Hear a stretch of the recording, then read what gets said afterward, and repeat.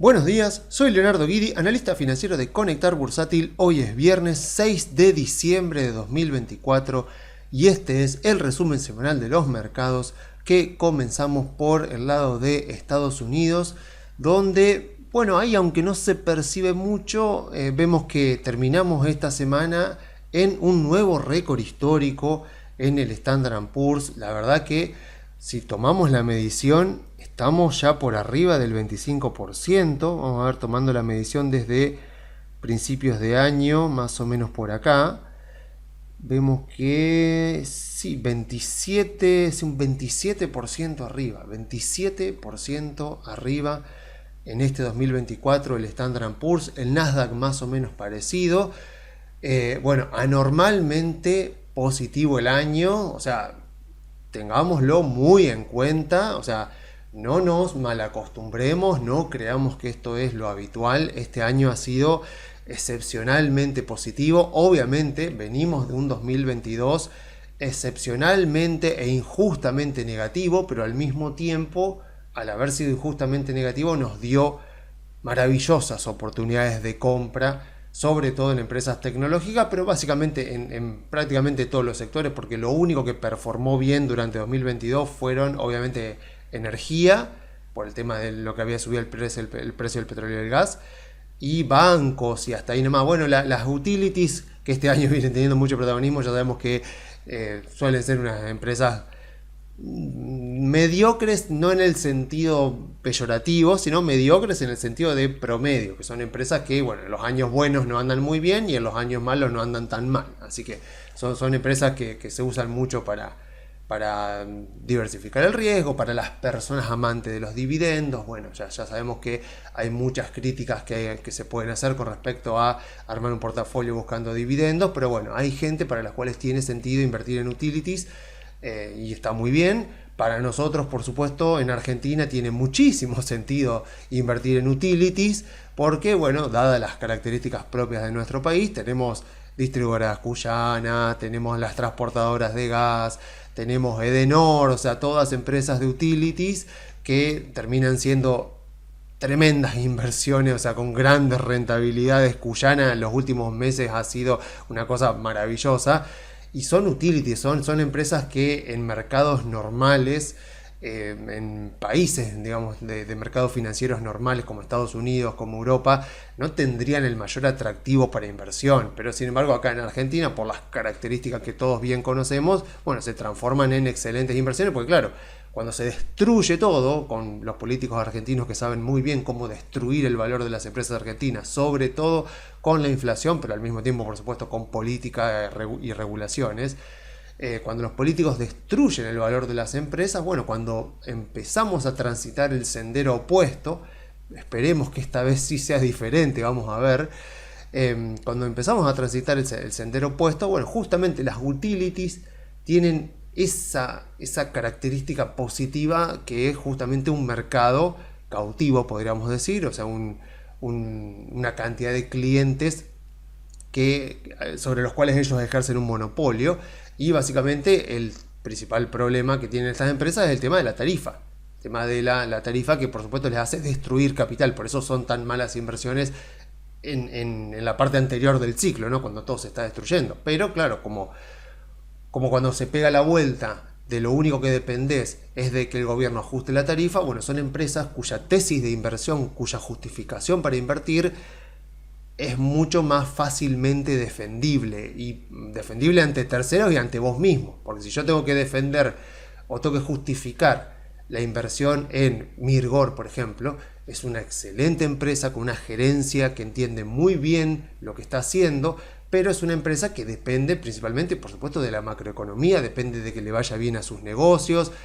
Algunos, por supuesto, también atribuyen al régimen de Tierra del Fuego. Por suerte la empresa se ha ido independizando un poco de eso, pero es cierto que para lo de Samsung, por ejemplo, también depende del régimen. Pero vemos ahí que, claro, hacer un análisis y justificar esa tesis de inversión, invertir en esa compañía, bueno, es algo más complejo. Tenés que ver la compañía, tenés que ver los negocios y, por supuesto, dependés de que el país se recupere económicamente y que no solo haya un rebote, sino que empiece a haber un poco de crecimiento. O sea, no es que un año, como nos pasa siempre, ¿no? Un año la economía crece, el otro cae, uno crece, el otro cae. Bueno, la historia de la economía argentina desde más o menos el 2011.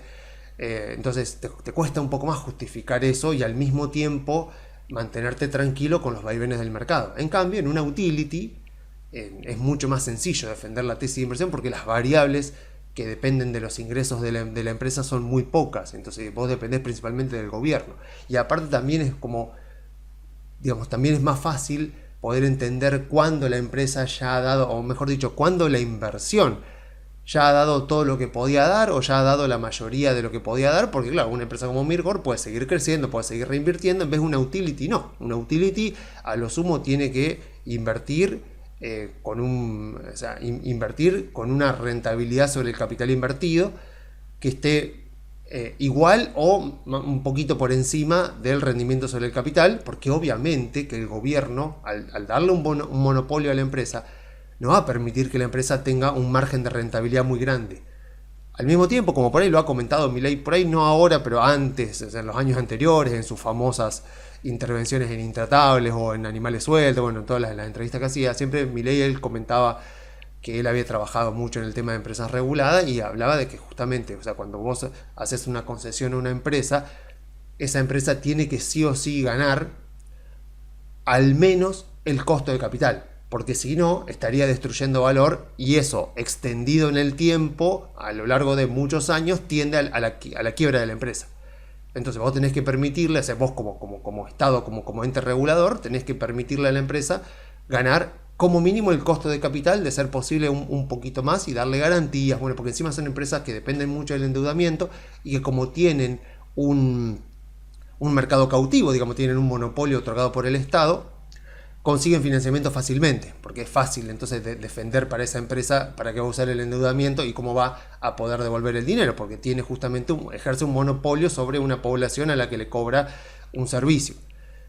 Así que todavía, hablando de empresas argentinas, nosotros todavía estamos como para recuperar, o sea, todavía hay margen, las autopistas, por ejemplo, incluso las distribuidoras de gas todavía están con margen para seguir subiendo, a pesar de todo lo que han subido, o sea, que me han sorprendido mucho, bueno, Metrogas, Edenor, distribuidora de gas cuyana que han subido mucho en estas últimas semanas, aún así tienen margen porque todavía hay margen de recuperación. Me estoy entrometiendo un poco, o sea, estoy mezclando un poco lo que es Argentina con Estados Unidos, pero bueno, era justamente por el tema de las empresas de utilities que suelen ser bastante defensivas a la hora de invertir, no suelen dar grandes rendimientos, salvo este año, fue un tema muy puntual con el tema de la inteligencia artificial, pero generalmente suelen estar muy en el medio, como no dando mucho, no siendo nunca las que más rendimiento generan, a diferencia de Argentina por estas cuestiones puntuales. Pero bueno, volviendo al tema de que el Standard & Poor's está subiendo un 27%, vieron que, o sea, si tomamos el rendimiento 2022, 2023 y 2024, nos da en promedio un 12% anual. Obviamente ese 12% es re mentiroso porque tuviste que haber comprado el 4 de enero del 2022 y no haber hecho absolutamente nada hasta ahora. La gran mayoría de la gente por lo menos va invirtiendo un poco en el camino o va invirtiendo un poco todos los meses, algo sumamente recomendable cuando alguien quiere armar un patrimonio o quiere ir haciendo una inversión pensando a largo plazo. Entonces, nadie obviamente obtuvo eso, la mayoría de la gente por supuesto obtuvo más, pero por lo menos esa referencia nos es útil para saber qué esperar de acá para adelante, porque básicamente lo que está haciendo el Standard & Poor's es retornar a la media. O sea, a la media porque sabemos que a largo plazo las acciones se van a mover en base a las ganancias de las compañías. Entonces, pensando de aquí para el año que viene, ya sabemos que lo que más deberíamos esperar en cuanto a rendimientos es entre un 10 y un 15%. Ahí estaría bien. Pongámonos muy contentos si nos da más cerca de un 20% y asustémonos si volvemos a tener rendimientos como lo de este año, porque no sabemos obviamente con qué va a salir Trump. Sabemos que Trump asume el 20 de enero. Va a tener seguramente preparado todo un paquete de no sé, medidas, aranceles, proyectos de ley. Vaya uno a saber, ha ido informando algo, pero bueno, acostumbrémonos o hagámonos a la idea de que se vienen 4 años, o por lo menos el año que viene va a ser bastante más movidito que este año. Ya, los que estuvieron en el mercado invertidos durante la primera presidencia de Trump ya saben lo que era levantarse un día con un tweet de Trump diciendo: le acabo de poner aranceles a China de tanto por ciento por 250 mil millones de dólares y aguantate la volatilidad. O sea, al mismo tiempo va a ser un año que puede llegar a dar grandes oportunidades. Porque ya sabemos, ¿no? O sea, porque es tan impredecible lo que puede pasar, puede pegar en ciertos sectores en particular, no sé si en alguna empresa en particular, pero bueno, por ejemplo, él estuvo hablando a favor de Google, que como ya sabemos, la FTC, o sea, que presentó una demanda que parece que la ganó, o sea, estaría como queriendo dividir a Google en partes, así como pasó en aquel momento, hace muchos años ya, con Standard Oil de Rockefeller, que al final, o también pasó con AT&T, que de ahí salió Verizon, por ejemplo, que es una empresa muy conocida, pero en definitiva la historia nos muestra que agarrar una empresa grande y partirla en varias empresas, en el largo plazo, con el pasar de un par de décadas, vuelve al estado original o casi original. Así que como evidencia histórica, la verdad que no sirve demasiado. O sea, lo que termina generando dividir una compañía grande en varias compañías chiquitas ha sido destruir valor.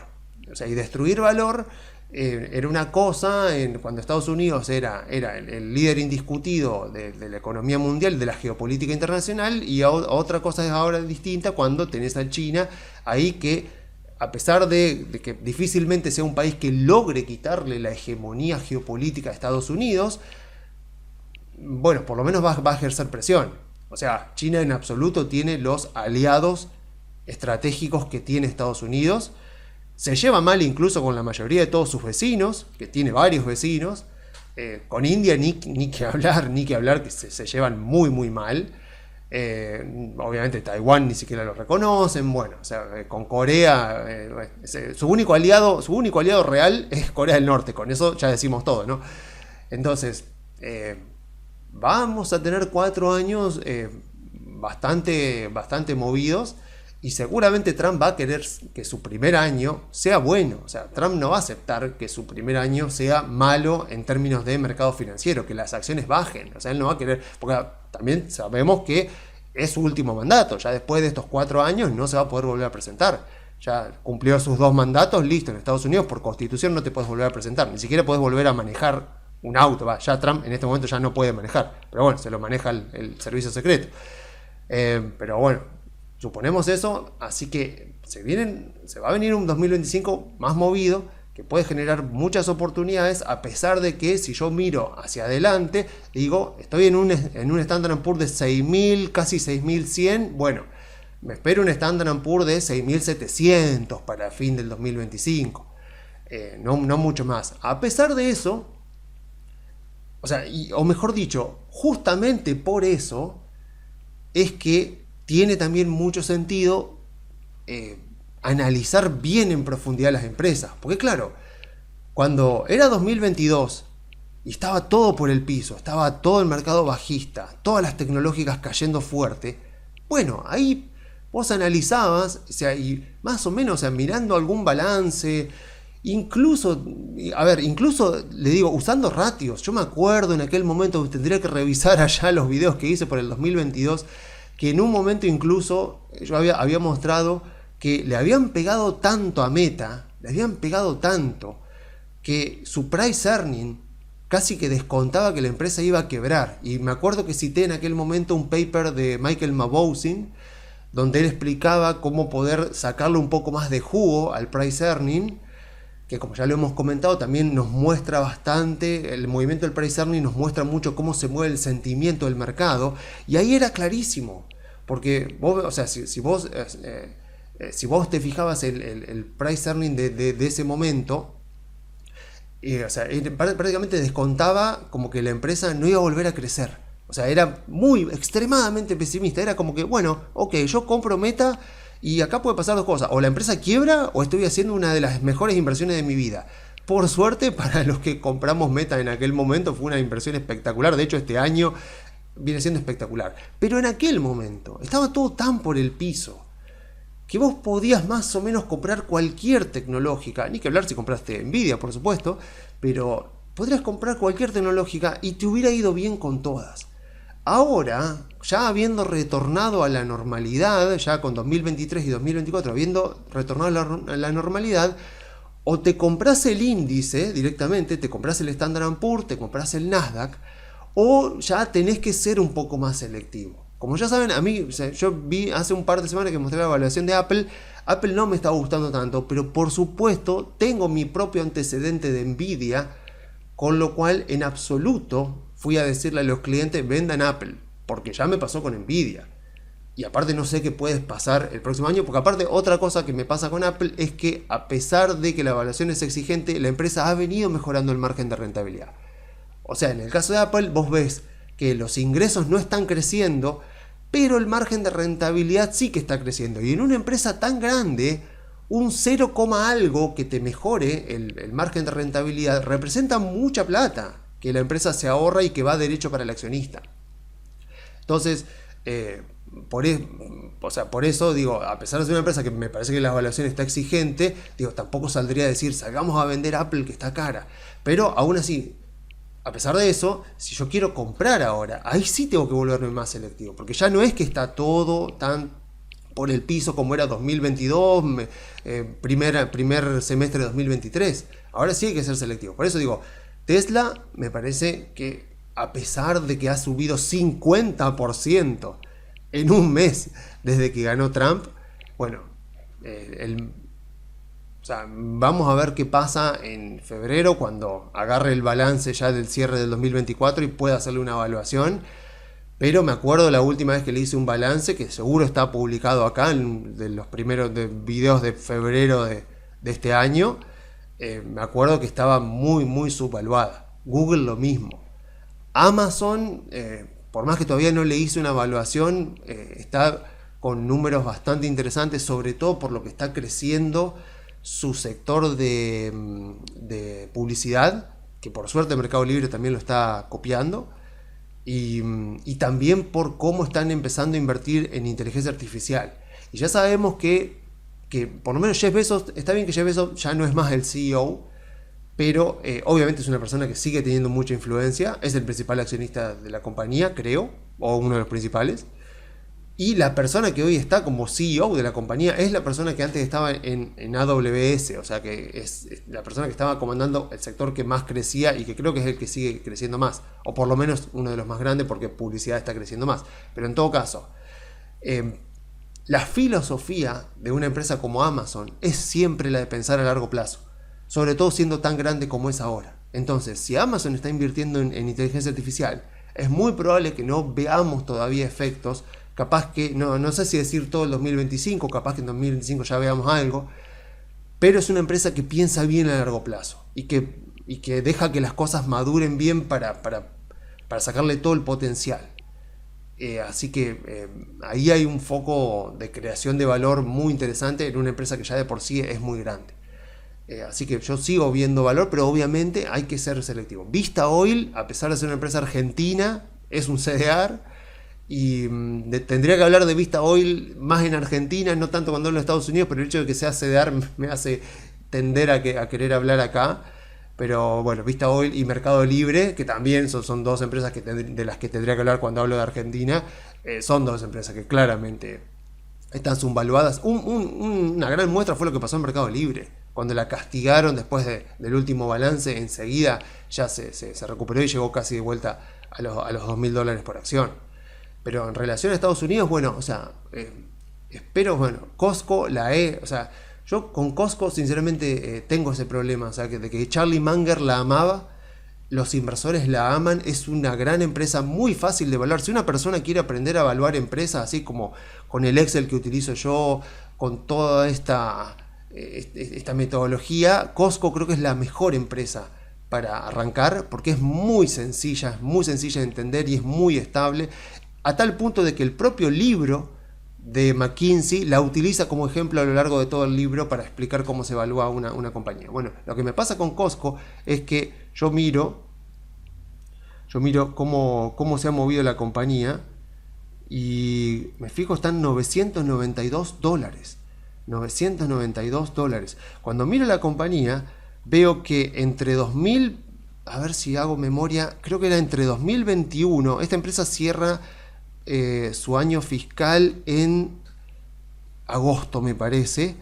Y lo que me parecía era que o sea, lo que yo veía era que más o menos por acá, suponiendo, entre agosto, sí, más o menos era finales de agosto, entre agosto 2021 y agosto 2024, la empresa había casi, o sea, había mantenido un free cash flow un free cash flow por acción, como que no había crecido, porque la empresa tampoco es que creció tanto. Sin embargo, veo esta suba en el precio y me parece, o sea, me parece llamativa. A ver qué es lo que está pagando el accionista, a ver qué es lo que está viendo. Y, y la verdad es que algo que me cuesta ver qué es lo que está viendo el accionista. Pero, a ver, me acabo de dar cuenta que me enredé demasiado, así que mejor le voy a poner números a esto. Si vamos a FinChat, que es finchat.io, puedo venirme acá a esta parte de la parte de financials y de ratios, y acá ya sí puedo verlo bien. Veo que, bueno, veo por ejemplo el free cash flow por acción. Ven que lo que yo decía, bueno, de 2021 porque estamos tomando años post pandemia, de 2021 a 2024, de 12 a 15, bueno, ha crecido, pero vamos a ver si crece más o menos parecido como la acción. Y lo que me ha llamado mucho la atención es que yo veo que, por ejemplo, a septiembre, porque generalmente ven que dice agosto, septiembre, porque termina o el 31 de agosto o el 1 de septiembre suele terminar el año fiscal. Ven que dice 16,6. Acá lástima que no me da otros datos, pero por suerte ROIC, esta ROIC.ai sí que me los da. Así que puedo venirme acá y yo digo, bueno, a ver, o sea, como vemos que la empresa ha subido más de un 100%, digo, bueno, a ver, ahora este año, a septiembre de 2024, ganó 16,6 dólares por acción. Y si me voy a 2019, o sea, me tengo que ir a 2019 para ver más o menos la mitad. Digo, bueno, o sea, entre agosto, vamos a suponer, 31 de agosto, 1 de septiembre de 2019 y 31 de agosto de 2024, vemos que la ganancia por acción ha pasado de 8 a 16, o sea que se ha duplicado. Pero claro, si yo agarro acá y me voy recién, vamos a tener que volverme un poco más para atrás, yo tendría que volverme recién hasta por acá, más o menos. Vamos a ver hasta por acá, más o menos. Vamos a tratar de encontrar así medio rápido por acá el 30 de agosto, más o menos puede ser por acá. Si yo me fijo acá hasta 992, que es lo que está hoy la compañía, vemos casi 200%, un 180 y pico por ciento. O sea, la acción ha subido 185% y la ganancia para el accionista ha subido 100%, o sea, se ha duplicado. Y el free cash flow por acción veo que está subiendo, pero no mucho. Entonces, estas son las cosas como que me hacen ruido. Ahora bien, si tengo un cliente que tiene Costco y está bien diversificado, no por eso tengo que hacerle vender directamente, o sea, tener una decisión. O sea, obviamente ahí me fijo a ver qué tanto es Costco en la ponderación del portafolio del cliente. Si veo que como resultado de esto, Costco pasa a tener, no sé, más del 10-15% del portafolio del cliente, entonces ahí sí hay que hacer un rebalanceo, pero ni siquiera implica venderlo todo, porque ahí estaría nuevamente cometiendo posiblemente el mismo error que Nvidia. O sea, capaz que hay algo que yo no estoy viendo, que por más que yo haya visto el balance, haya tratado de entender qué pasa con la compañía, por qué está subiendo tanto durante este año, porque este año ha sido impresionante. Bueno, según lo que estuve viendo en Walmart, porque a Walmart sí que la voy a evaluar en febrero, porque Walmart cierra el año fiscal en diciembre, lo que pasa es que este tipo de compañías están empezando a vender online y eso podría llegar a impulsar bastante las ventas. Pero en el mientras tanto, la verdad que yo digo, mira, si algún cliente la tiene, si alguien la tiene, buenísimo, felicitaciones, genial el pedazo de compañía que es Costco, pero mirando para adelante digo, bueno, o sea, es una evaluación que está bastante exigente, porque miro el free cash flow por acción, miro las ganancias por acción, miro lo que ha subido la compañía y como que tengo disonancia ahí. Así que bueno, de vuelta, para terminar esta parte de Estados Unidos, mirando para adelante, tengamos el Standard & Poor's o tengamos el Nasdaq y después seamos muy precisos con el tipo de empresas en las que invertimos. Porque ya no va a ser lo que fue 2022, donde podías comprar cualquier cosa, o principio de 2023, donde comprabas cualquier cosa y la ganancia que tuviste fue espectacular. Ahí vamos a tener que ver más puntualmente las características de las compañías, las cualidades de la compañía, la gerencia, los negocios, la industria, a ver si Trump se mete en el medio, porque en Estados Unidos pasa eso, si el gobierno no se mete en el medio, la cosa fluye. El problema es cuando el gobierno se mete en el medio. En Europa ya el gobierno se metió tanto en el medio que ya está. Vos mirás los índices europeos, por ejemplo, que es algo de lo que se quejan siempre los europeos, pero después no cambian nada. Pero vos mirás los índices europeos y se parecen mucho al índice argentino, en el sentido de que están llenos de bancos, tienen petroleras, tienen gasíferas, tienen mineras, tienen empresas del sector de la salud, tienen, que nosotros no tenemos, tienen empresas de consumo básico, de consumo discrecional, pero casi que no hay tecnología. O sea, mirá el índice, agarrá el FTSE, el índice de la bolsa de Reino Unido, y vas a ver, o sea, parece un índice de lo que era Estados Unidos hace 40 años, 50 años. Bueno, la economía de Estados Unidos es muy dinámica y ha ido evolucionando, y la europea no. La europea un índice europeo se parece mucho más a un índice brasilero, mexicano, argentino, de lo que se puede parecer a un estadounidense. Porque bueno, la innovación está muy castigada en Europa. Así que, por lo menos en Estados Unidos sabemos que eso no es así. Así que tenemos un año por delante que pinta ser positivo y esperemos justamente que sea con las mejores empresas en nuestro portafolio. A mí, como ya saben, me gusta Microsoft, me gusta Google, me gusta Meta, me gusta Tesla, por supuesto Tesla. Y después, bueno, ya saliendo de eso, Mercado Libre y Vista, por supuesto que sí. Pero antes de pasar a Argentina, me parece algo... digamos, me parece interesante, importante, sobre todo porque por lo menos a mí me va a influir en mi trabajo en el armado de portafolios, el hecho de que esta semana han ocurrido dos noticias importantes en relación con Bitcoin. En primer lugar, llegó a $100.000, y en segundo lugar, el día de hoy mismo, empezó a cotizar el ETF de Bitcoin, el CDR del ETF de Bitcoin, que es el IBIT. Creo que ni siquiera aparece todavía acá en TradingView, seguramente ya va a aparecer.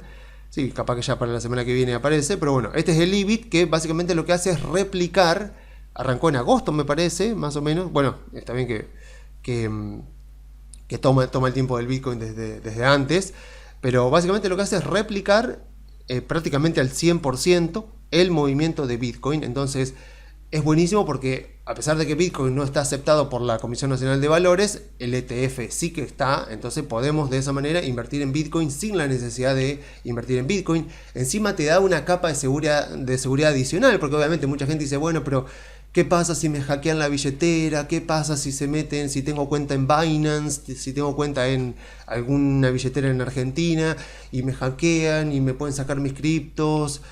¿O qué pasa si hackean el exchange? Si hackean, porque ya tuvimos problemas con FTX, que fue una estafa y que quebró, con otras criptos también que fueron una estafa. Bueno, el ETF te agrega una capa adicional de seguridad, porque el ETF está creado por BlackRock, que tiene, para respaldar este ETF, tiene Bitcoin en custodia. Si mal no recuerdo, la custodia de BlackRock era Coinbase, o sea, ellos usaban a Coinbase como entidad de custodia. Entonces vos sabés que, Dios no lo quiera, pasa algo malo, hackean Coinbase y no sé, se roban los Bitcoin que estaban soportando este ETF. Obviamente que vamos a tener turbulencia, pero lo único que necesita hacer BlackRock es reemplazar esos Bitcoin. También lo va a tener que reemplazar a Bitcoin de precio de ahora, pero digo, para el usuario, o sea, el usuario está protegido con respecto a eso. Entonces te agrega una capa más de seguridad. Así que para las personas que por ahí que no tenían cripto o que no podían comprar cripto porque era un problema abrirse la billetera, todo, o no lo entendían, bueno, ahora es posible invertir en cripto en Argentina, invertir en pesos y agregarlas al portafolio. Me parece sumamente importante, sumamente interesante es que se haya agregado este activo, porque si yo miro los fundamentos de Bitcoin, todo me indica a que, a pesar de que vale $100.000, si yo pienso a largo plazo, debería tener Bitcoin en mi portafolio. O sea, como por ahí lo hablaba con clientes ante esta noticia, yo siempre que obviamente un cliente viene a armar un portafolio, siempre las primeras preguntas son las mismas. O sea, ¿qué horizonte temporal y qué tolerancia al riesgo tenés? O sea, ¿cuánto tiempo podés dejar tu dinero en el portafolio sin tocarlo? ¿Y qué volatilidad puede tener tu portafolio y vos vas a seguir durmiendo tranquilo? Esas son las dos preguntas que siempre te tenés que responder a la hora de armar un portafolio, o de rebalancear tu portafolio, o de crearle un portafolio para otra persona. Y claro, Bitcoin no califica como activo para una persona por ahí de riesgo bajo, porque es sumamente volátil.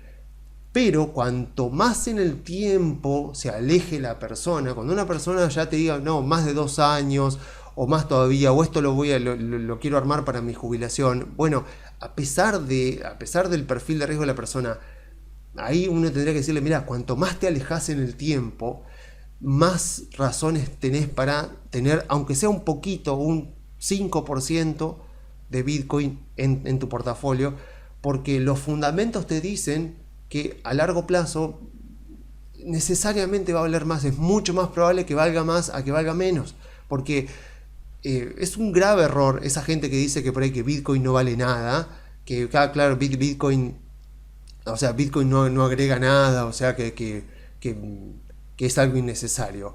Porque lo cierto es que Bitcoin sí que le agregó valor a la humanidad, si queremos ponernos un poco en filosóficos.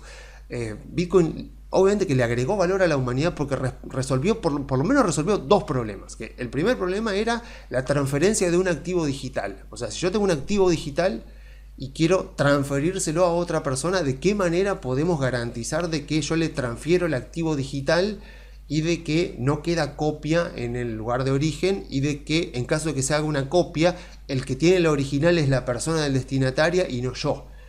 Porque ya lo vieron en 2021 con el tema de los NFTs, de las obras de arte, de lo que eran las obras de arte digitales, que se vendieron tweets por millones de dólares. Bueno, fue una burbuja que fue justamente el lado malo, y que justamente le daña la reputación de las criptomonedas, o por lo menos de esta tecnología que realmente le ha agregado valor a la humanidad.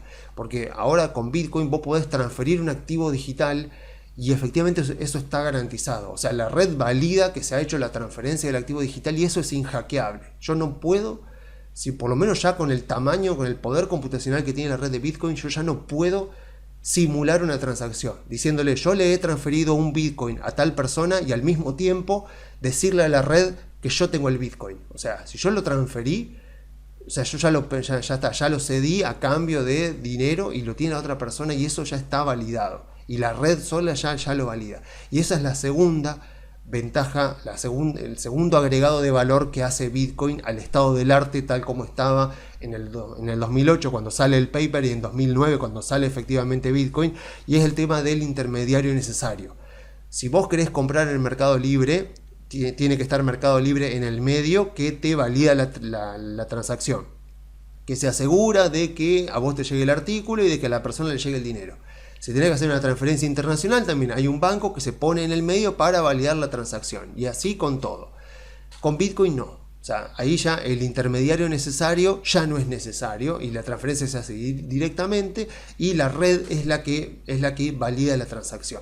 Entonces ya te quitas del medio un intermediario, con lo cual bajás los costos y acelerás toda la velocidad de liquidación y de compensación. Por eso le ha agregado un valor tremendo a la humanidad de Bitcoin, y por eso es que vale. O pensemos, no sé, por ejemplo, vos querés pasar un cuadro de Picasso, por ejemplo, vale $100 millones. Vos querés pasar un cuadro de Picasso por la aduana, claramente vas a tener bastante problema para pasarlo, te van a cobrar impuestos, vas a tener un montón de costos para pasar un cuadro de Picasso por un aeropuerto de un país para el otro. Con Bitcoin no, podés pasar 100 millones de dólares en Bitcoin sin ningún tipo de problema. Y pongo el ejemplo de las obras de arte porque justamente es el ejemplo que usa Damodaran, porque es a lo que más se parece, porque mucha gente dice el Bitcoin es como el oro. En realidad no, porque por ejemplo esta misma semana, o creo que fue la semana pasada, se descubrió en China el mayor yacimiento de oro de la historia. Con lo cual la oferta de oro, no te digo que va a aumentar rápido, pero claramente los chinos lo van a explotar ese yacimiento de oro y va a aumentar la oferta de oro. En vez la oferta de Bitcoin ya prácticamente quedó ya establecida, o sea, ya queda muy poquito por emitirse. Por eso lo comparo con las obras de arte, porque dice Damodaran, Bitcoin es más que nada un coleccionable, es algo como que vos lo tenés y es un activo irreproducible, es un activo único, irreproducible, que vos podés utilizar para resguardo de valor o para transferencia de valor. Y las criptos también tienen, por lo menos las más importantes, tienen esta ventaja competitiva de la que hemos hablado cuando hablamos, por ejemplo, de Mercado Libre, cuando hablamos de Meta, por ejemplo, que es el tema del efecto red. Así como Mercado Libre vale más cuanta más gente lo utilice, cuanto más compradores y vendedores lo utilicen, así como Instagram vale más cuanta más cantidad de gente vaya a esa red social a compartir información, de la misma manera las criptomonedas valen más a medida que cada vez más personas las utilicen. Así que si asumimos que cada vez más personas van a seguir utilizando, aunque sea como resguardo de valor, capaz que los bancos centrales, hasta ahora es El Salvador, o sea, a El Salvador primero se le reían, ahora ya no se le ríe nadie, a Bukele por haber invertido en Bitcoin, seguramente van a empezar a ver bancos centrales invirtiendo en Bitcoin, el tema es que sigue siendo una moneda muy volátil. Pero cuando yo miro los fundamentos, o sea, yo puedo mirar dos tipos de fundamentos, puedo mirar el tema del efecto red, de cuántas más personas lo utilizan, o puedo mirar también el tema de contra quién supuestamente compite, que son justamente las monedas fiduciarias. Y si yo miro, por ejemplo, la historia monetaria de Estados Unidos, veo, por ejemplo, si miro la M2, la base monetaria de Estados Unidos, desde la década de los 80 hasta ahora, vemos que la variación, esta es variación interanual en porcentaje, vemos que la variación interanual de la base monetaria generalmente estuvo siempre por arriba del 5%. Saquemos acá todo lo que fue el tema de la pandemia. Pero, o sea, yo lo que puedo decir acá es que, por lo menos de la década de los 80, estoy seguro que si miro para atrás debe pasar algo parecido, pero lo que veo es que desde la década de los 80, la oferta monetaria en Estados Unidos ha crecido en promedio, porque hay algunos años que no ha sido tan así, que ha crecido muy poquito, pero en promedio arriba del 5% anual.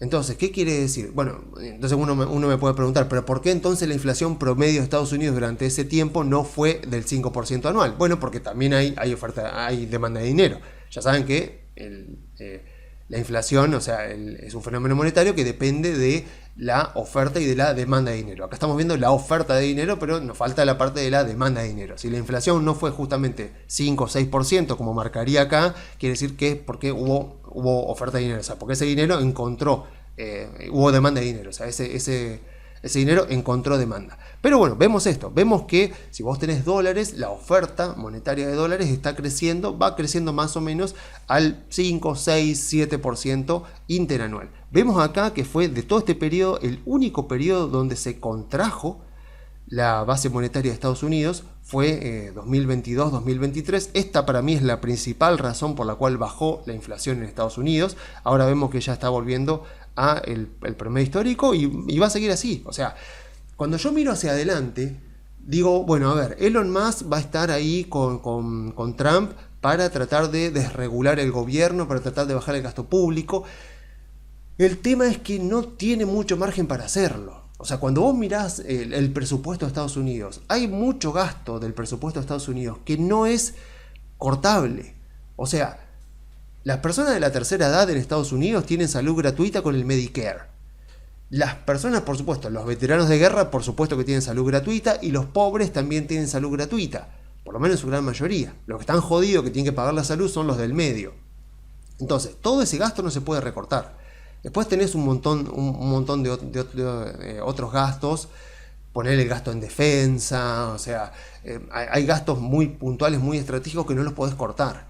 Entonces, vamos a ver qué hace Elon Musk, o sea, veremos cuánto puede llegar a recortar, pero Estados Unidos está un poco condenado a tener déficit fiscal, por lo menos durante lo que resta de esta década y más. Vamos a ver, ojalá que nos sorprenda Elon con su ministerio de desregulación a los Sturzenegger.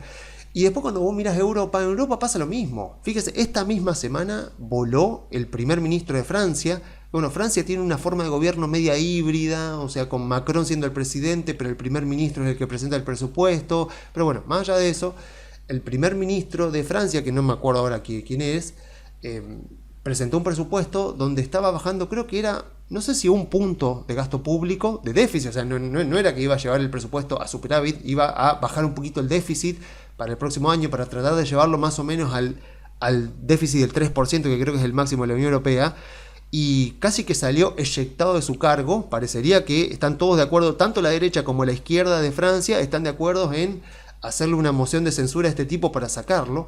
Así que Europa como que está también un poco condenada a persistir en el déficit fiscal y por lo tanto a que la oferta monetaria, en este caso de euros, siga creciendo. Entonces, claro, si yo miro la liquidez mundial, veo lo que podemos proyectar para Estados Unidos, digo, bueno, Estados Unidos está condenado a seguir con déficit fiscal.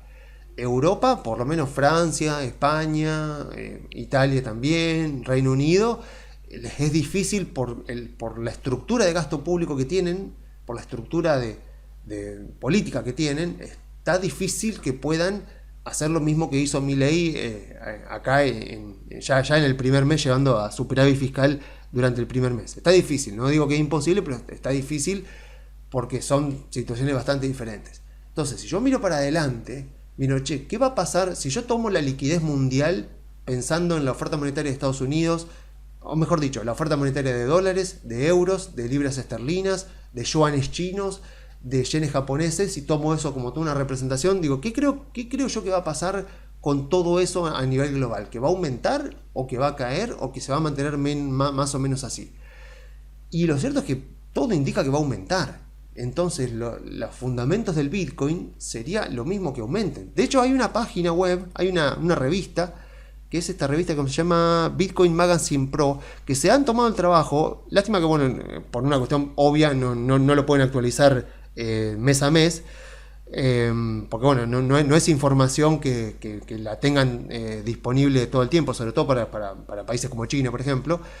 Pero lo que ellos hacen es comparar acá el precio del Bitcoin con la liquidez mundial. Entonces vos ves, por ejemplo, que en 2022, ves que con lo que fue el mercado bajista de 2022, vemos que la liquidez mundial, en gran parte por esto mismo que vemos acá, vemos que la liquidez mundial, la oferta monetaria mundial en 2022 efectivamente bajó. Y bueno, ya sabemos lo que pasó con Bitcoin en 2022. Bajó de 60.000 a 17.000. Pero ahora vemos que ha recuperado, por supuesto, todo. Y vemos que los datos son viejos, están más o menos en junio. Pero, o sea, por lo tanto, a lo que voy es que esto no tiene valor predictivo, porque yo lo que tendría que saber no es el precio de Bitcoin, que ese ya lo sé, es cómo se está moviendo la liquidez mundial para tratar de anticipar si la liquidez mundial va a aumentar o va a disminuir. Pero por lo que veo, y yo miro los problemas de Estados Unidos, de Europa, bueno, China mismo, digo, bueno, la liquidez mundial no parece que vaya a bajar o vaya a estabilizarse por ahí, porque vemos algunos periodos acá como que hay un poco de estabilización, pero bueno, no parece que mirando hacia adelante vaya a estabilizarse. Así que, por lo tanto, como Bitcoin ya su oferta monetaria está prácticamente estable, ya mucho más no va a crecer, entonces tiene fundamentos para seguir creciendo. Obviamente, vos me decís, el año que viene Bitcoin va a llegar a $200.000, no tengo la más pálida idea, no sé si va a llegar a 200.000, no sé si se va a caer a 50.000, no lo sé.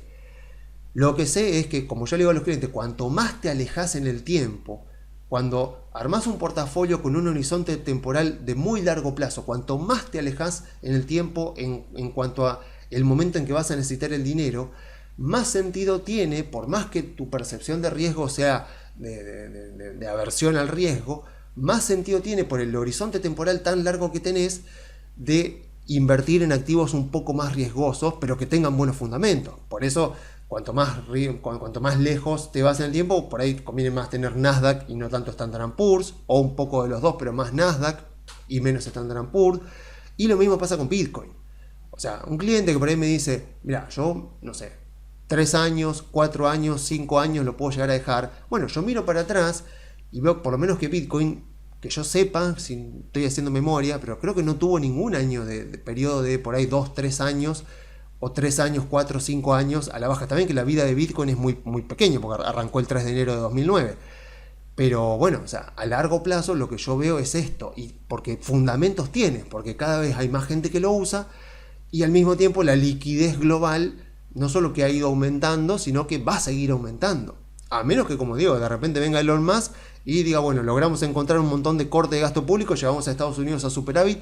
Lo dudo muchísimo, pero bueno, vamos a ver qué pasa. Pero digo, cuanto más uno se aleja en el tiempo, más sentido tiene, porque Bitcoin realmente agrega valor y teniendo en cuenta su oferta monetaria y la oferta monetaria de moneda fiat, bueno, claramente va a tender siempre a revalorizarse. ¿Cuándo? ¿Cómo? ¿De qué manera? ¿Con qué volatilidad? No tengo la más pálida idea, y creo que aquel que dice que sabe miente. Pero lo que sí sé es eso, que mirando para el largo plazo, Bitcoin tiene muchos fundamentos para continuar subiendo, porque es algo que realmente le ha agregado valor a la humanidad y que sus fundamentos apuntan a que va a aumentar. Y obviamente cuando digo Bitcoin, digo solamente Bitcoin. Porque acá alguno puede decir, bueno, pero entonces Bitcoin, entonces compremos Ethereum o compremos Dogecoin, porque Dogecoin es la que promociona a Elon Musk. Entonces, si Elon Musk va a estar en el gobierno, entonces compremos Dogecoin. Y la respuesta es absolutamente no. Ethereum era una gran criptomoneda, lo sigue siendo, pero desafortunadamente para los creadores de la cripto, al cambiar el algoritmo, y bueno, también este es un tema muy técnico, no me voy a meter en eso, pero al cambiar el algoritmo, lo que hicieron fue desincentivar a los mineros. Y por lo menos dentro de lo que es el ecosistema cripto, uno tiene que saber que los mineros son una parte muy importante del ecosistema, porque también son los primeros usuarios y son los que también más defienden la moneda y los que más evangelizan, los que más van a llevar también la información, la educación para tratar de informar a la gente de la criptomoneda. Al desincentivar el minado de Ethereum, al cambiar el algoritmo de recompensa y de minado, lo que hizo Ethereum fue pegarse literalmente un tiro en el pie, al desincentivar que haya cada vez más gente queriendo participar de la red. Porque vuelvo a repetir, tus propios mineros son aquellos que reciben las recompensas y los que más van a estar interesados en que la moneda sea conocida y que sea utilizada, porque saben que el valor de la criptomoneda va a depender eso, de la cantidad de uso que la gente le dé. Fíjense las miles y miles y miles de criptomonedas que se crean todo el tiempo, que no valen absolutamente nada, que son literalmente estafas, porque vos podés tener la mejor cripto que hay, pero si la gente no la usa, tu cripto no vale nada. Por eso, para mí la única cripto que tiene sentido tener es Bitcoin, porque es la que es inhackeable, fue la primera, es la que tiene el mayor poder computacional y la que tiene un algoritmo de minado que incentiva la inversión. O sea, el algoritmo de minado de Bitcoin incentiva la inversión en tecnología y el agregado de más participantes a la red, con lo cual los incentivos están bien alineados para que la criptomoneda, desde lo técnico, desde los fierros, tenga cada vez más potencia computacional y que sea cada vez más segura, por lo tanto imposible de hackear, y que haya cada vez más personas participando de la red, al punto de que, por supuesto, evangelicen, o sea, informen a la gente, expliquen, y eso pueda ir aumentando el uso de la criptomoneda, que, como bien sabemos, también hace que aumente su precio. Así que bueno, espero que entonces aprovechemos esto, porque a veces salen tantos CDRs que yo no entiendo quién lo sugiere, para qué lo sugieren, porque no tiene ningún sentido, pero claramente este nuevo CDR de Bitcoin sí es un CDR que espero que sea muy utilizado, porque a largo plazo yo creo que va a agregar bastante valor a los portafolios de los clientes. Así que entonces, terminada ya la parte de Estados Unidos, vamos ahora sí con Argentina, donde vemos que el Merval tuvo una semana Lateral, los bancos subieron, fue una linda semana. YPF fue la que más que nada arrastró. Bueno, acá está Cuyana, que también tuvo una muy linda semana, está teniendo un muy buen bimestre. Pero bueno, básicamente fue una semana donde, bueno, YPF hizo toma de ganancia. Estamos en los $2.000 de Merval, estamos acercándonos a récord histórico y por supuesto que empiezan las dudas de muchos, hasta $2.200, o sea, los 1.800 del récord de Macri serían $2.200 ahora ajustados por inflación. Así que me imagino eso, que muchos están diciendo, bueno, pero ya está, o sea, obviamente que nuestro sesgo de anclaje nos hace anclarnos a ese récord histórico de Macri y bueno, y empezar a creer que por haber llegado acá ya las empresas están caras, pero la verdad es que si uno mira varias valuaciones, la de YPF por ejemplo, o la de distribuidoras Cuyana mismo, todavía tienen bastante margen para recuperarse, solo para recuperar el récord que tuvieron en aquel momento con Macri. Pero bueno, entiendo que genera, o sea, genera por ahí preocupación, sobre todo si uno viene ganando, ya viene desde hace tiempo invertido, aguantándose la volatilidad. Porque encima, obviamente, a ver, por ejemplo, hoy el dólar, increíble el mundo en el que estamos viviendo. Hoy el dólar blue, por lo menos para la venta, cotizó abajo del dólar oficial. O sea, hace un año, 6 de diciembre del año pasado, Milei todavía no habiendo asumido, jamás no hubiéramos imaginado esta situación. Pero lo cierto es que hay fundamentos para eso, y los fundamentos se están viendo, porque y el fundamento, si tengo que decir un fundamento, es el superávit fiscal irrenunciable, a rajatabla, defendido a toda costa por el gobierno. Eso te ancla, en un país como Argentina, te ancla todas las expectativas. Por lo menos, a ver, para mucha gente todavía le va a costar, sobre todo para los inversores extranjeros le va a costar. Pero a ver, cuando se compara, porque claro, uno mira lo que fue la convertibilidad, ¿por qué explotó la convertibilidad? ¿Y por qué empieza a derrapar y termina en fracaso el gobierno de Macri? Y uno ve diferencias, por supuesto, muy importantes, como que en un lugar había tipo de cambio fijo y en el otro gobierno había tipo de cambio flotante, por ejemplo, una diferencia importantísima. Pero en ambos casos, lo que se ve es una crisis de balanza de pagos. O sea, ves una crisis de balanza de pagos, ves un gobierno que tiene importaciones, o sea, tiene un tipo de cambio apreciado, tiene importaciones que superan ampliamente las exportaciones, por lo tanto, de alguna manera hay que financiar esas importaciones, ese desbalance de balanza comercial. En los 90 y con Macri también se financió con deuda. En algún momento el endeudamiento se detiene y ahí está lo que Ray Dalio, que de hecho escribió un libro que está en castellano, que se llama...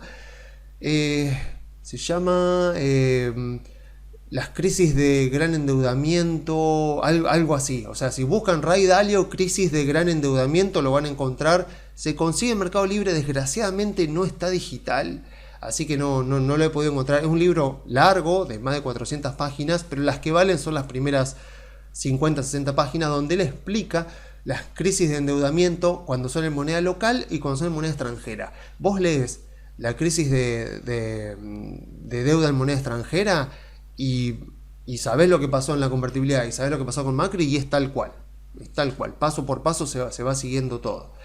Y básicamente es una crisis de balanza de pago, es cuando ya te dejan de desfinanciar. Entonces, ¿cómo se resuelve eso? Con un ajuste de tipo de cambio. Lo que fue la salida de la convertibilidad, lo que fue, bueno, el 2018 de Macri, que termina yendo al Fondo Monetario, y después, bueno, el 2019 y todo lo que ya conocemos. Entonces, claro, tenemos esta situación donde uno ve el tipo de cambio, o sea, el tipo de cambio exactamente igual que el del año pasado, el tipo de cambio nominal exactamente igual que el del año pasado, con una inflación del 107% más o menos, desde enero hasta ahora, sin contar siquiera la de diciembre, que fue bastante alta también. Pero bueno, más o menos desde enero hasta hoy estamos con un 107% más o menos. Entonces uno dice, bueno, el tipo de cambio real se está apreciando. O sea, y encima, para colmo de males, Brasil devalúa. Y Brasil no tiene el problema que tiene Argentina, donde devalúa e inmediatamente todo se traslada a precio y se te acelera la inflación. Porque Brasil sí tiene moneda propia. Entonces Brasil, no digo que no va a aumentar la inflación, seguramente va a aumentar, pero en absoluto lo que esperaríamos que ocurra en Argentina si llegara a pasar algo como lo que pasó en Brasil. Entonces Brasil gana competitividad, que fue lo que pasó en 1999, y que termina al mismo tiempo que la crisis rusa, bueno, y obviamente mucha negligencia desde lo local, termina con la crisis del 2001. Ahora bien, acá está la gran diferencia, superávit fiscal. En ambos gobiernos había déficit fiscal grande y recurrente. Y en ningún momento se decía, o sea, de hecho López Murphy lo quiso hacer. De hecho López Murphy a mediados del año 2000 quiso hacer un ajuste de gasto público del 13%, si mal no recuerdo, y duró 2 semanas. Después con el dólar de 1 a 3, porque decían, ¿cómo vamos a bajar los salarios? ¿Cómo vamos a bajar las jubilaciones un 13%? Que era más o menos lo que planteaba López Murphy. Duró 2 semanas y después con el dólar yéndose de 1 a 3, la caída que tuvo el salario y la jubilación fue de 66%, 1 dividido 3. Así que bueno, terminó siendo mucho peor. Pero bueno, una cosa es que se haga con un ajuste nominal y otra cosa es que se haga con un ajuste vía inflación, que fue lo que pasó, o vía tipo de cambio. Pero bueno, en ambos casos la situación fue esa. O sea, López Murphy quiso llevar la economía a un equilibrio fiscal, no tuvo consenso en aquel momento, duró 2 semanas, y bueno, terminó mal la convertibilidad. Macri dijo que iba a llevar a equilibrio fiscal, bueno, nunca lo hizo, el mercado en algún momento le soltó la mano y ya está. Ahora la situación es muy diferente, o sea, es muy diferente porque está el superávit fiscal, y por lo tanto, o sea, solamente se emite contra demanda. O sea, la única forma, y esa es la razón por la que el gobierno ha estado acumulando reservas, la única forma de que aumente la base monetaria es que sea contra demanda, o sea, contra venta de dólares. Cuando alguna empresa, algún actor económico le lleva dólares al Banco Central para cambiarlos por pesos. Entonces ahí el Banco Central emite y se emite contra demanda. Entonces por eso es que Arriazu había dicho de que si esto seguía así, o sea, si se mantenía la base monetaria constante y solamente se emitía contra demanda, el gobierno, por un tema simplemente contable, iba a acumular 5.000 millones de dólares de reservas. No le pegó por ahora, pero estamos en diciembre y ya lleva más de 3.000 millones de dólares comprados de reservas, mientras que todos los colegas de Arriazu, no voy a dar sus nombres, pero bueno, son todos los economistas conocidos, todos decían, algunos, bueno, hay que tenerles en consideración que no lo quieren a Milei, entonces también es cierto que lo hacen por un encono personal, pero la gran mayoría decía el gobierno va a perder 5.000 millones de dólares y Arriazu decía va a ganar 5.000 millones, o sea que las predicciones eran absolutamente opuestas. Claramente Arriazu fue el que tuvo razón, por la sencilla razón de que Arriazu dijo: la acumulación de reserva no depende de la balanza comercial, no depende de si entran más exportaciones que importaciones, depende de un ajuste contable. Si la base monetaria crece más de lo que crece el crédito interno, y convengamos que al tener superávit fiscal ya no te financia, ya el Banco Central no te tiene que financiar el déficit fiscal como pasaba en el gobierno anterior, por lo tanto el crédito interno difícilmente crezca, o por lo menos no crece por esa vía que era muy grande. Entonces, si el crédito interno no crece y crece la balanza comercial a través de demanda de dólares, o sea, de demanda de pesos en realidad, o sea, empresas, digamos, agentes económicos que vienen a vender dólares, lo que tenés como resultado de eso es que te acumulas reservas. Y es básicamente lo que ha estado pasando. Entonces, mirado hacia adelante, claro que lo de Brasil preocupa, pero es obvio que el Toto Caputo, que Milei son conscientes de eso, y que van a ir básicamente por el lado de la productividad, y que van a ir también por el lado de las exportaciones. O sea, uno dice, bueno, ¿cómo el gobierno va a generar los dólares para equilibrar? Porque la cuestión es esa, es si el gobierno logra generar los dólares, ya sea a este tipo de cambio, porque también pasa esto, o sea, que un país que exporta materias primas, como es Argentina, el tipo de cambio no le afecta tanto en las exportaciones, porque el petróleo se transa a precio internacional, no te importa tanto el tipo de cambio. O sea, el tipo de cambio en todo caso te puede afectar costos internos, pero el precio al que vos lo vendés afuera está determinado de manera internacional. Lo mismo el trigo, lo mismo la soja, lo mismo el cobre, lo que sea que se exporte. Y entonces, si el gobierno va hacia ese modelo y que parecería ir para ese lado, bueno, no le afectaría tanto el tema del tipo de cambio real, y los dólares ingresarían por ese lado. Y esos dólares que ingresarían por exportación de recursos naturales serían justamente los que financien las importaciones de, no sé, una empresa que quiere importar una maquinaria de, no sé, de China, o cualquiera de nosotros que quiere comprar algo en Amazon. Pero bueno, si hacemos un poco de memoria, casi cualquiera de nosotros habrá tenido en la primaria o en la secundaria alguna profesora que nos decía que era malo para un país exportar productos primarios, materias primas, e importar productos elaborados. Bueno, lo cierto es que eso es falso, o sea, porque hay varios casos de países con los cuales Argentina de hecho quiere parecerse, o por lo menos parecería que es el modelo al que quiere ir Milei con Caputo, y que básicamente sus exportaciones son productos primarios y todas sus importaciones son productos manufacturados, y sin embargo son países ricos, son países desarrollados, y son países con economías muy estables, economías que crecen. Por ejemplo, un país con el que se nos suele comparar mucho tiempo, que es Australia. Yo miro Australia y tenemos esta página de la que no me acuerdo cómo se llama esta organización, pero tiene estos datos que en su mayoría son todos gratuitos.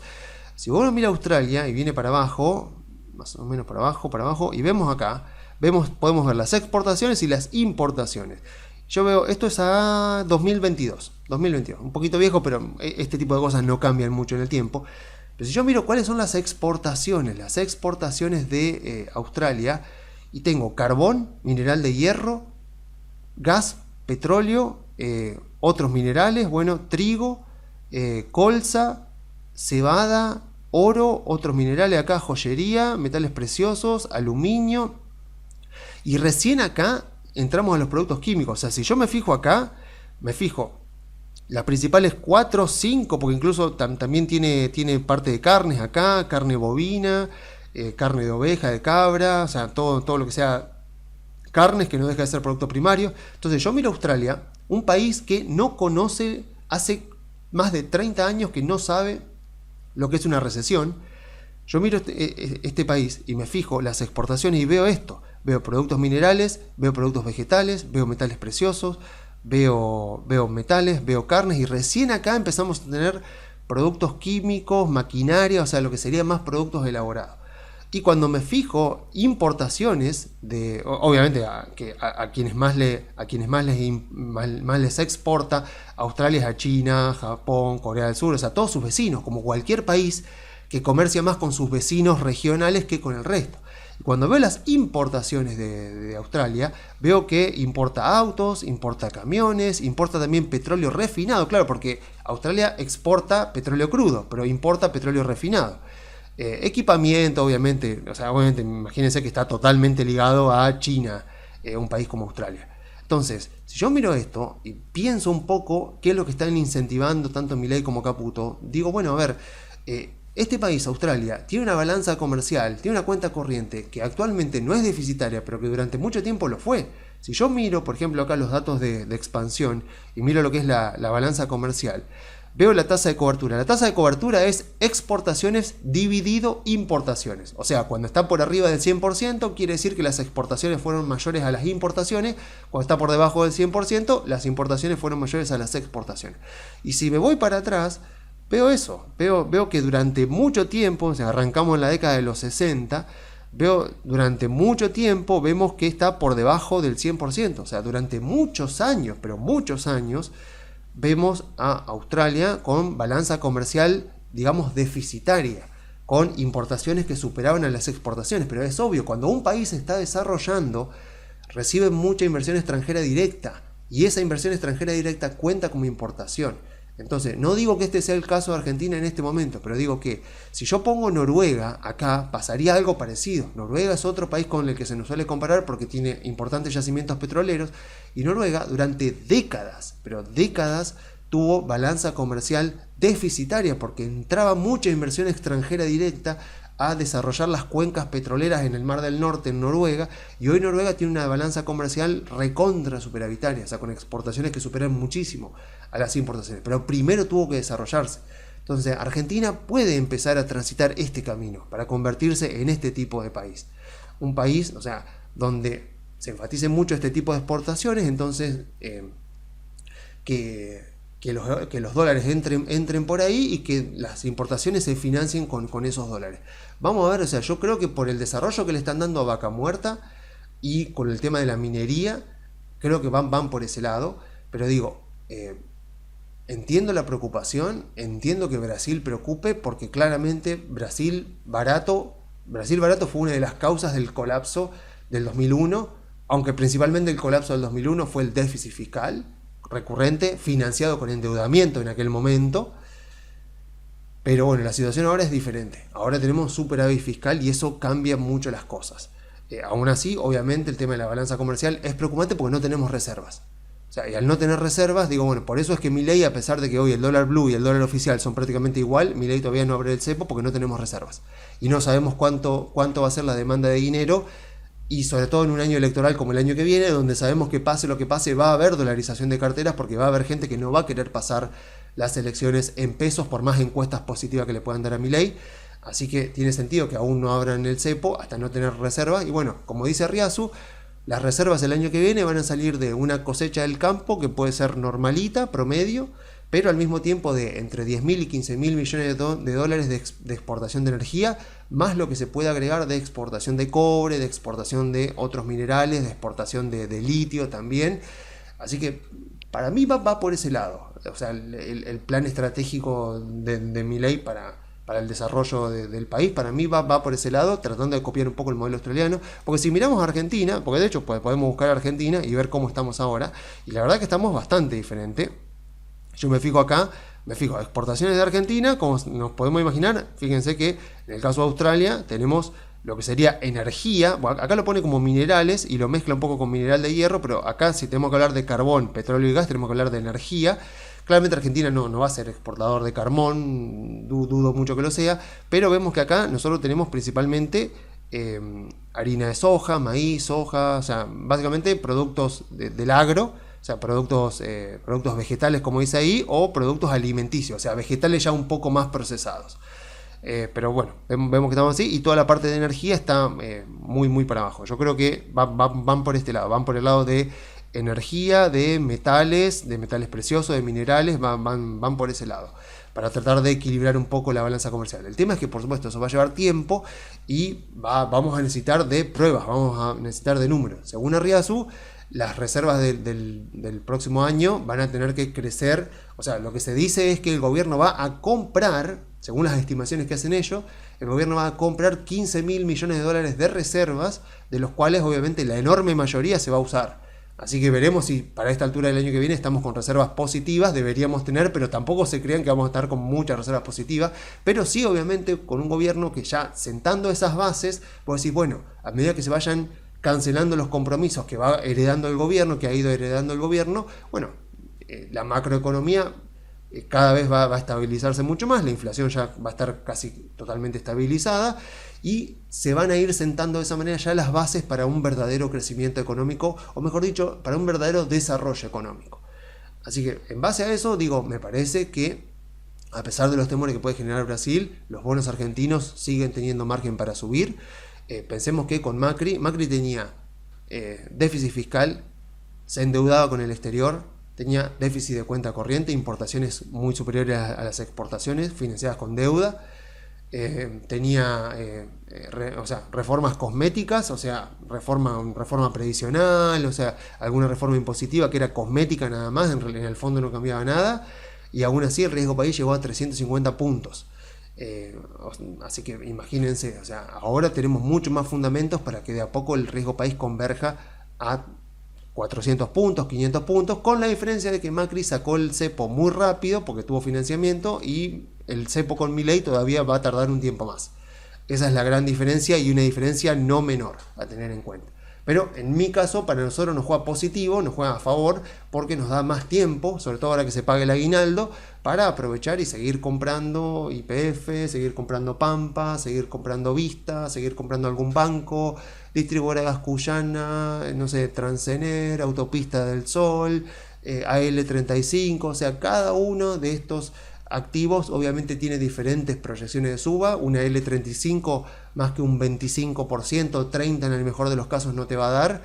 YPF podría llegar a duplicarse, Pampa y no sé, pero 50% tal vez, no sé, y bueno, los bancos también, o sea, los bancos tienen el riesgo de la disrupción que pueden sufrir desde el punto de vista tecnológico, pero aún así para un país que todavía está apenas saliendo económicamente de una de sus depresiones más prolongadas, tienen margen todavía para recuperar muchísimo. Cuando pensamos el crédito en relación al PBI, en países similares de la región que está arriba del 50%, incluso arriba del 100% en algunos casos, y Argentina es menos del 10% del PBI, vemos que en cuestión de crédito tenemos infinito para crecer. Así que los bancos, no sé quién justificaría que los bancos están caros. O sea, no hay forma de justificar que los bancos en Argentina estén caros. Así que un banco, dos bancos hay que tener, y siempre un portafolio diversificado, porque no sabes. O sea, no sabes cuál va a subir primero, cuál va a subir después. Tuvimos empresas que lateralizaron durante meses, como YPF, por ejemplo, como Cuyana, por ejemplo, y con Pampa, por ejemplo, y que luego se despertaron y te subieron 30, 40, 50% en un par de semanas. Así que tenemos margen para subir en acciones, en bonos argentinos, dependiendo del riesgo. Obviamente dependemos de muchas cosas que se cumplan, por eso la proyección de ganancia es tan grande, porque dependemos de que se mantenga el superávit fiscal. Dependemos de que las exportaciones del año que viene sean las que más o menos están proyectadas, para que de esa manera se acumulen reservas. Y si se acumulan reservas, se mejoran los fundamentos económicos financieros del país, del gobierno por lo menos. Dependemos de que la inflación se siga estabilizando. Dependemos de que Milei saque un buen resultado en las elecciones del año que viene. O sea, dependemos de muchas cosas, y por toda esa incertidumbre es que la proyección de suba para las acciones por lo menos es tan grande. Para los bonos no tanto, porque no dependemos de tantas cosas, dependemos simplemente de que el gobierno pueda pagarlos. Por eso la proyección de suba de los bonos puede ser de un 20, 25, 30% en el mejor de los casos para la L35. Pero con las acciones es mucho más, porque dependemos de más, tenemos más incertidumbre, con lo cual mayor riesgo, mayor rentabilidad potencial.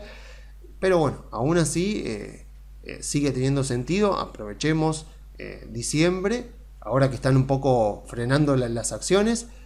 Y bueno, y después es cuestión de aguantar el riesgo, de aguantar la volatilidad, porque las cosas se están haciendo, los fundamentos se están poniendo. Vamos a ver si el año que viene empezamos ya a ver, con exportaciones de energía, con exportaciones de gas, de petróleo, de minerales, esa generación de reservas que está proyectada, y bueno, y una inflación que va a seguir bajando, y bueno, y efectivamente una economía que algunos dicen que va a crecer 5%, otros incluso son más optimistas. Creo que el Fondo Monetario o JP Morgan había dicho 8%.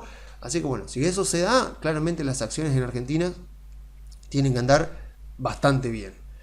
Así que bueno, entonces yo me despido entonces por esta semana. Si se quieren comunicar, pueden enviar un mail a info@conectarbursátil.com.ar. Así que bueno, nos vemos el viernes que viene, y hasta que nos encontremos de vuelta, por favor, cuídense mucho.